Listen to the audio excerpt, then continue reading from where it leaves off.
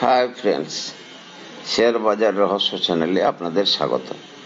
আশা করি আপনারা ভালো আছেন এবং সুস্থ আছেন। গুপ্তধনের সন্ধানে আমরা এগিয়ে চলেছি একের পর এক এপিসোড নিয়ে। ফ্রেন্ডস, আমার কাছে অনেকেই একটু রিকোয়েস্ট করেছিলেন যে গ্লোবাল স্পিরিট শেয়ারটা একটু আপনি যদি অ্যানালাইসিস করে বলেন যে শেয়ারটার কি অবস্থা।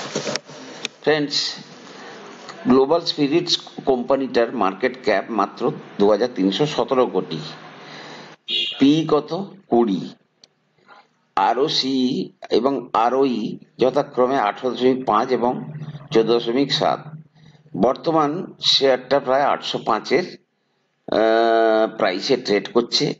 কিছুদিন আগে 1328 হাই করে বর্তমানে কিন্তু প্রায় ভালো কারেকশনে কিন্তু শেয়ারটা অ্যাভেলেবল।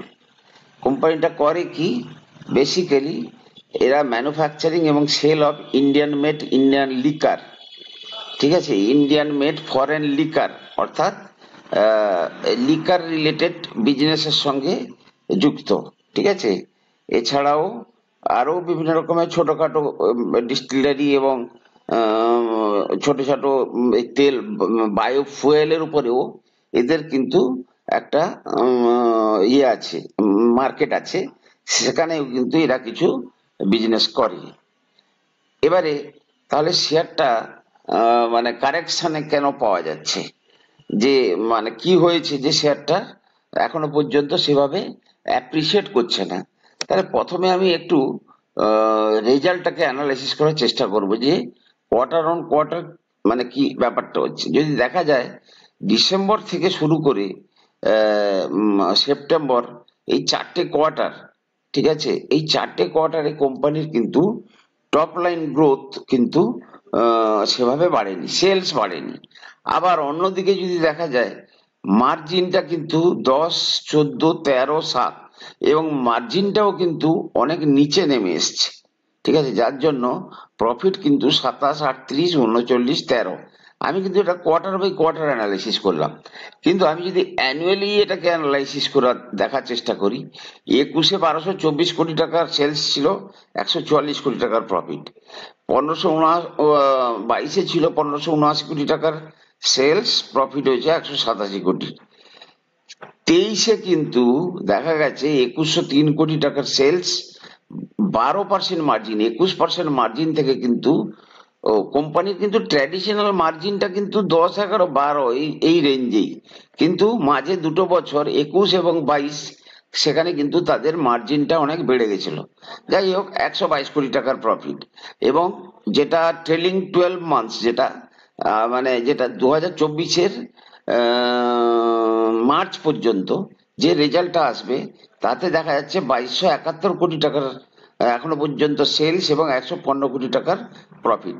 আমি যদি ট্র্যাডিশনাল যদি 2021 এবং 22-কে বাদ দিই, তাহলে দেখা যাবে 2020-র সঙ্গে যদি আমি কম্পেয়ার করার চেষ্টা করি, সরি, আমি যদি 21% মার্জিনটার কথা বাদ দেন, আমি যদি 11% মার্জিনের কথা ভাবি, তাহলে 1161 কোটি টাকার যখন সেলস ছিল, প্রফিট ছিল 59।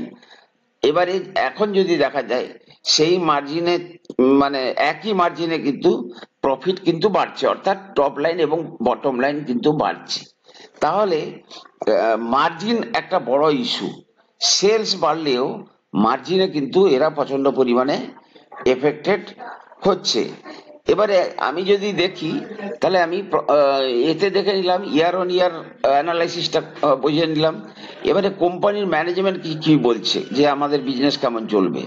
যদি দেখা যায় কোম্পানির ম্যানেজমেন্টের যদি আমি তাদের ডিসকাশন দেখি, আচ্ছা, new product offering including mountain oak whisky, Terai craft gin and Snowski vodka with plans for new premium rum and super premium malt whiskey launches।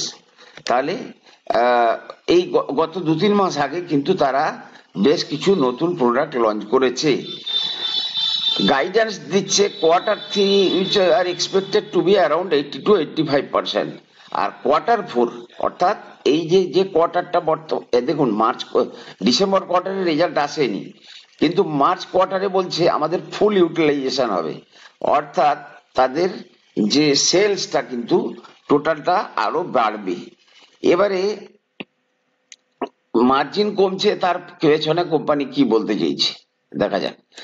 Impact of high raw material price will continue in quarter three, অর্থাৎ with the expectation of price reduction in quarter four. মানে এই যে December কোয়ার্টারের রেজাল্টটা আসবে তাতেও কিন্তু একই সমস্যা থাকতে পারে, কিন্তু কোম্পানি এক্সপেক্ট করছে যে কোয়ার্টার ফোরে কিন্তু এই যে র মেটেরিয়াল কস্ট সেটাতে কিন্তু অনেক কম আসবে। আচ্ছা, কোয়ার্টার থ্রি রেভিনিউ এবং কোয়ার্টার টু রেভিনিউ একই থাকবে, কিন্তু কোয়ার্টার ফোরের রেভিনিউ এক্সপেক্টেড ওরা যে বাড়বে। এদের অ্যাকচুয়ালি প্রবলেমটা কি হয়, এদের কিন্তু বিভিন্ন রকমের এই যে দেখুন quarter two poses challenge due to the sudden stoppage of raw material supply from FCI food corporation of India, but production quickly resumed after supply resumed. Margin were compressed due to high raw material prices, but the company expects increasing margins in the future with the upcoming kharif crop, অর্থাৎ মানে বিভিন্ন রকমের ফসলের উপরে কিন্তু এই সমস্ত whisky Ram farm এগুলো কিন্তু বেশ কিছুটা ফসল থেকেও তৈরি করে, ফসল থেকেই তৈরি হয়, তাই ফসলের দাম বাড়ার সঙ্গে সঙ্গে কিন্তু এদের মার্জিনে এফেক্ট পড়ে।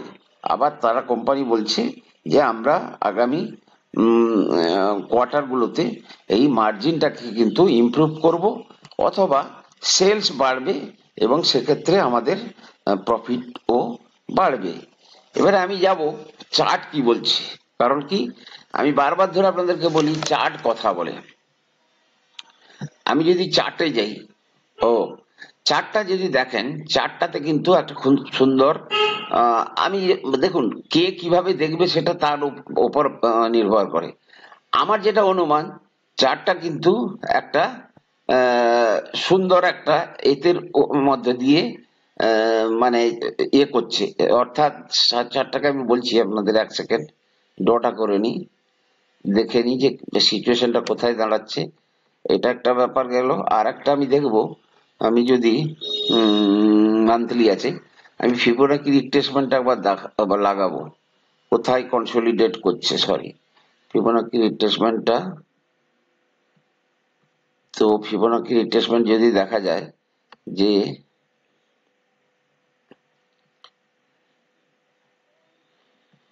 ওকে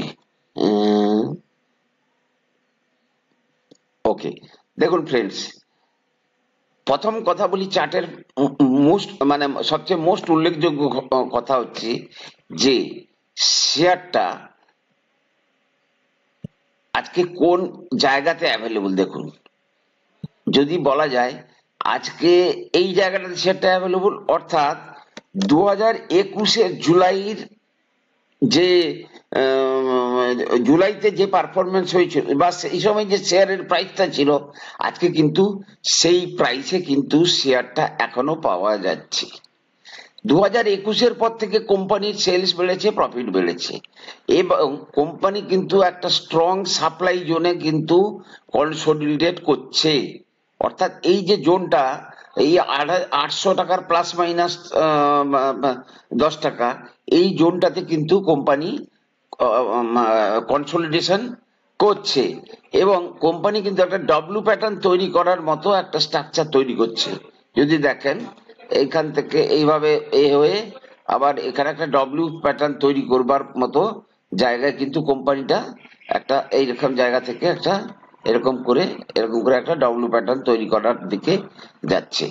তো সেই নিরিখে কোম্পানির হাইটা থেকে ধরুন 1735 টাকা হাই গেছিল, সেটা কবে না 1735 টাকা হাই গেছিল 22-এ, তো 23-24। তো আশা করছি এই দেখুন এই স্ট্রাকচার তৈরি করতে কিন্তু আপনাদের সময় দিতে হবে।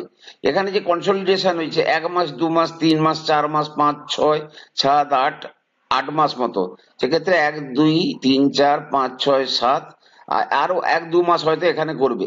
মেন ব্যাপার হচ্ছে ফ্রেন্ডস, শেয়ার বাজারে কিন্তু একটা জিনিস লক্ষ্য করবেন, আমরা কিন্তু ধরুন ব্যাংকে টাকা রেখে দিই 8%, 9% রিটার্ন পাওয়ার জন্য 1 বছর। আমি যদি ধরি 7%, 8% রিটার্ন পাওয়ার জন্য 2 বছর, 3 বছর এই করে রাখি, কিন্তু শেয়ার বাজার কিন্তু আপনাকে একদিনে 20% আপনাকে রিটার্ন দিয়ে দিতে পারে। তার পরিস্থিতি তৈরি হলে দুদিনে 20, 20, 40% উঠে যেতে পারে। তাই যেখানটাতে আপনাদের কিন্তু এটাই কিন্তু শেয়ার বাজারের মূল মানে চাবিকাঠি, যেখানে কনসলিডেশন জোন, সেই সমস্ত জোনে আপনাকে কিন্তু ছোট ছোট করে ইনভেস্ট করে চুপচাপ বসে থাকতে হবে। তারপরে দেখবেন আপনি অবশ্যই রিটার্ন পাবেন। আপনি কিন্তু কোম্পানিটার মেন জিনিস দেখবেন যে কোম্পানিটা বন্ধ হয়ে যাচ্ছে কিনা। এক্ষেত্রে কোম্পানির সেলস যে বাড়ছে, প্রফিটও বাড়ছে, কোথাও একটু মার্জিনে এফেক্ট পড়ছে। আর বিজনেসটা খুব লুক্রেটিভ। আপনারা জানেন যে পয়সা থাকুক না থাকুক লোকেদের ওই সেবন মদ্যপান করার প্রবণতা বাড়ছে বা চলতে থাকবে, এতে কোনো প্রবলেম নেই। এবং শেয়ারটা কিন্তু এই বেসের উপর কাজ করছে। তো আমার মনে হয় শেয়ারটা কিন্তু আগামী মানে 1-2 বছরের মধ্যে এই জায়গা থেকে কিন্তু ডবল হয়ে গেলেও আমি অবাক হব না। ফ্রেন্ডস, আমার কথা শুনে কোনো শেয়ারে কেনা বা বিক্রির সিদ্ধান্ত নেবেন না, কারণ আমি কোনো সেবি রেজিস্টার্ড অ্যানালিস্ট নই। আপনারা কোনো শেয়ারে কেনা বা বিক্রির জন্য আপনাদের ফাইন্যান্সিয়াল অ্যাডভাইসারের অ্যাডভাইস নেবেন। ভালো থাকুন, সুস্থ থাকুন। চ্যানেলটাকে একটু সাবস্ক্রাইব করুন, ফ্যামিলিটা বড় হলে আমি একটু এনার্জি পাবো। নমস্কার।